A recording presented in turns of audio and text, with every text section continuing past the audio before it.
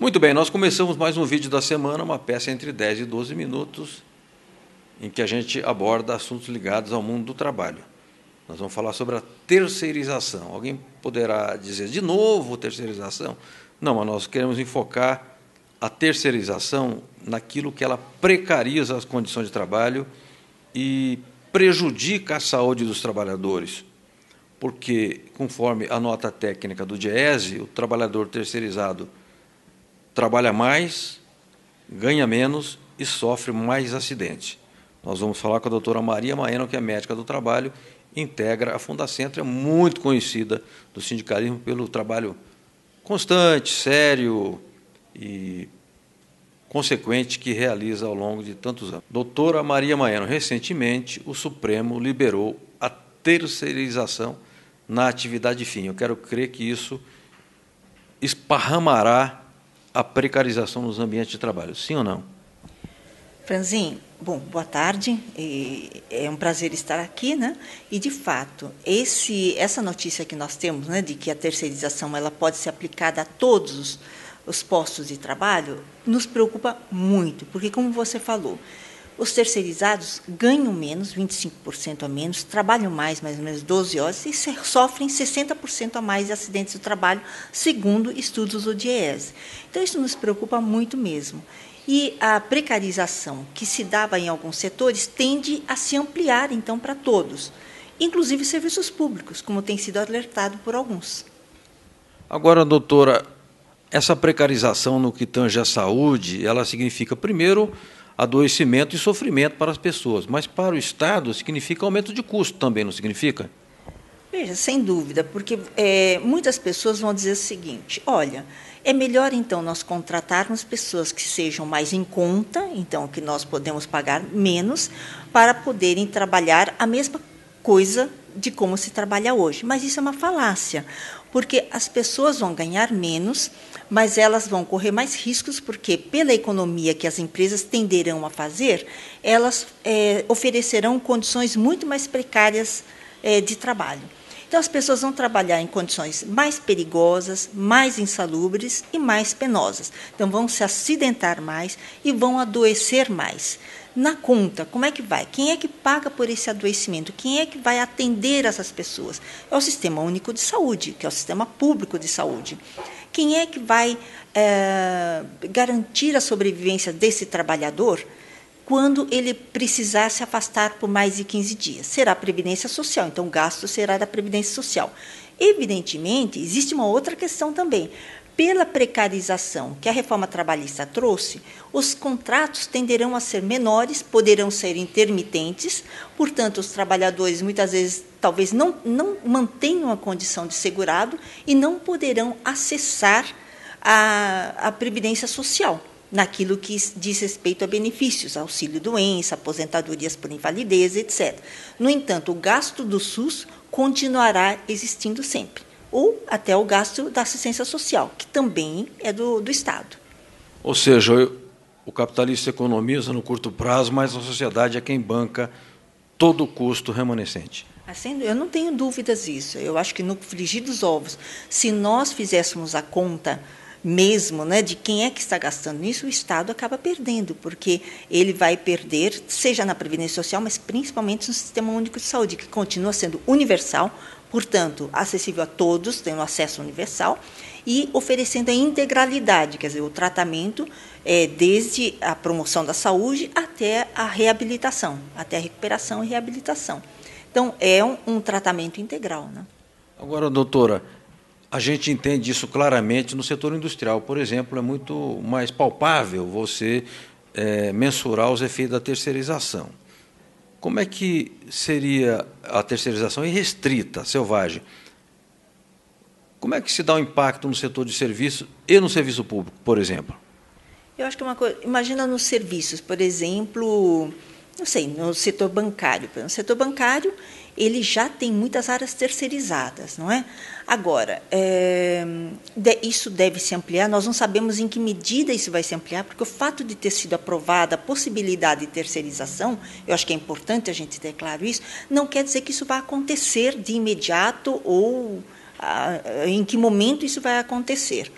Porque também as empresas vão avaliar o quanto elas conseguirão ter sistema de gestão destes outros, todos esses contratos, todos esses picadinhos, as fragmentações contratuais, para produzir um serviço que atenda à qualidade exigida pelo usuário, não é isso?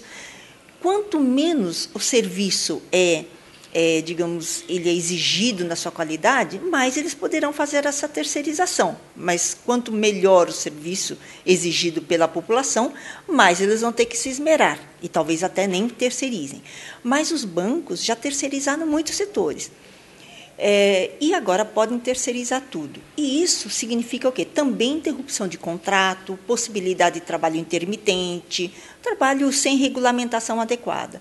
Isso quer dizer que as pessoas poderão adoecer mais e não haverá a possibilidade, ou melhor, diminuirá a possibilidade de se responsabilizar a empresa pelo adoecimento.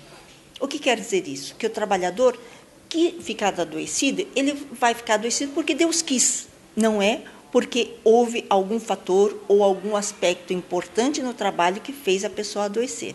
Isso se dá muito em assédio moral, né, em humilhações que as pessoas trabalham, que é tão propagado, né, como uma denúncia dos sindicatos em relação aos bancos. Então, os trabalhadores terão menos possibilidades de ter esse vínculo causal reconhecido.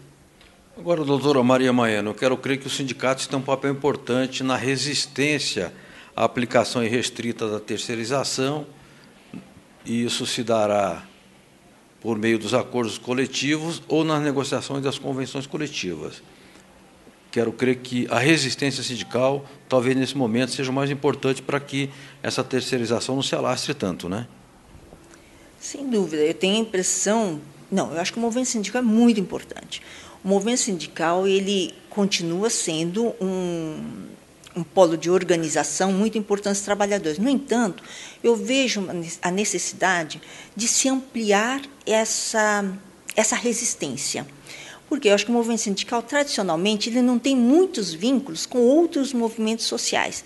Então, um trabalhador ou uma trabalhadora, ele não é só um trabalhador, ele é pai de família, ele é vizinho de alguém, ele faz parte de alguma religião, ele faz parte de alguma associação, ele tem alguma etnia, ele pode ser negro, ele pode ser branco, ele pode ser, enfim, indígena, qualquer coisa.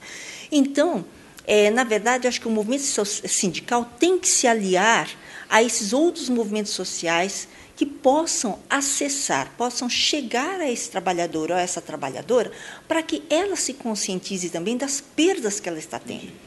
Eu não tenho certeza se todos os trabalhadores empregados hoje têm clareza de que há um processo muito grande de precarização e perda dos direitos conquistados até hoje. Não tenho essa certeza. Na Previdência, sim, porque todos têm a Previdência Social. Mas, como já havia uma terceirização, principalmente de serviços de limpeza e de segurança, eu acho que havia uma certa aquietação das pessoas com esse tipo de vínculo, que eles sabem que é mais precário, mas muitos trabalhadores acham que tem que ser assim, ou melhor assim do que o desemprego. É verdade, melhor assim do que o desemprego, obviamente, mas nós temos que pensar que nós tínhamos outra condição, nós tínhamos condição de mais garantias antes da reforma trabalhista e antes dessa decisão do Supremo Tribunal Federal. Perfeito, doutora Maria Maiano. E o Estado brasileiro? A Fundacentro como o nome diz, é uma fundação, mas vinculada ao Ministério do Trabalho. Em que medida a Fundacentro dispõe, digamos, de literatura, técnica, de conhecimento e de profissionais para ajudar o sindicalismo a fazer esse esclarecimento e a resistência? Olha, a Fundacentro, como vários órgãos ligados ao governo federal, tem sofrido uma série de Precarizações também, não é? Nós temos menos pesquisadores, hoje nós temos poucos concursos, e com o teto dos gastos, né, com o teto dos gastos aprovado, também as perspectivas de concurso público não são muito animadoras. No entanto, nós temos ainda um corpo técnico formado por médicos, engenheiros, químicos, advogados, psicólogos, sociólogos, enfim. Nós temos ainda uma gama razoavelmente variada de pesquisadores. E muitos deles se dedicam ao estudo das repercussões dessas mudanças econômicas e mudanças sociais nas condições de trabalho, nos direitos dos trabalhadores. Então, nós acabamos de fazer agora um congresso, em agosto, que é a 5ª versão de um congresso que a gente faz anualmente, é o 5º Congresso Internacional de Ciências do Trabalho, Meio Ambiente, Direito e Saúde, com parceria com outras instituições. E, nesse evento, nós discutimos muito essas repercussões, né, das mudanças sociais, econômicas e de previdência social, que deverão ainda ser pautadas aí no 2º semestre, os impactos disso na saúde dos trabalhadores. Então, a gente tem muito material disponível na biblioteca, nos portais, com os pesquisadores também. Agora, doutora Maria, esse conteúdo caudaloso gerado por esse 5º encontro, ele pode ser acessado por que meios?